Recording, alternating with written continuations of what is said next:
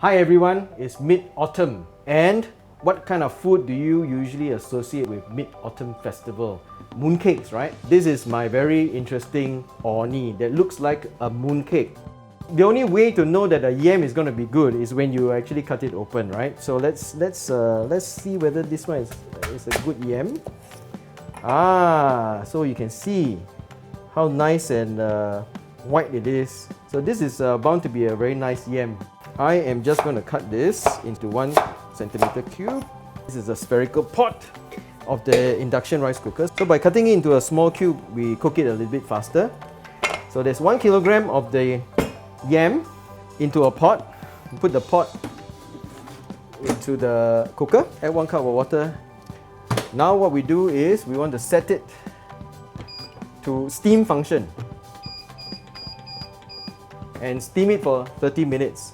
Alright, ginkgo nuts. Ginkgo nut has got something called ginkgo toxin. So if you're an adult, you're limited to 10 ginkgo nuts a day, right? And if you're a kid, you can only eat 5. So what you need to do is to crack your nuts. The next thing you need to do is right at the bottom of each nut, you need to take out the little shoot that's inside because that's bitter. You bring the ginkgo nut to a boil. You boil it until they sort of like change into that translucent kind of color, then you know it's cooked. This is the rock sugar. So it gives it a nice color and also a more mellow kind of a sweetness. You can throw in your gui hua. What I like about it, it's very characteristic floral smell. Once the sugar is all dissolved, all you need to do is to dissolve a little bit of sweet potato flour in water. You can use tapioca, you can use potato flour, you use it as a thickener. Okay, half an hour is up. Time to check our yam. We're gonna start to just mash the yam.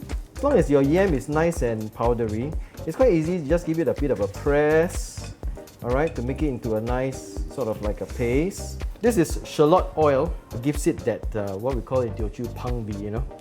So it makes it very nice and fragrant. I know, looks like a lot of oil, right? My recipe calls for 1 cup of sugar. Of course, if you don't want to have too much sugar in your orni, you can always reduce it.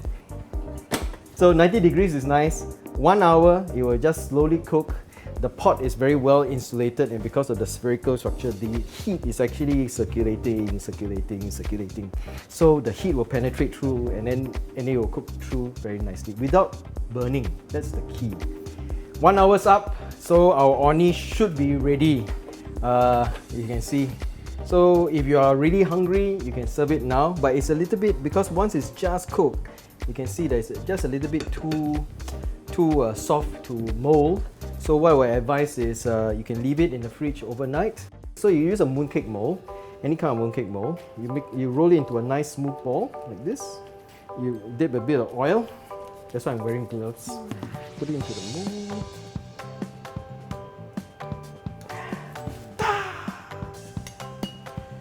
That's my orni mooncake.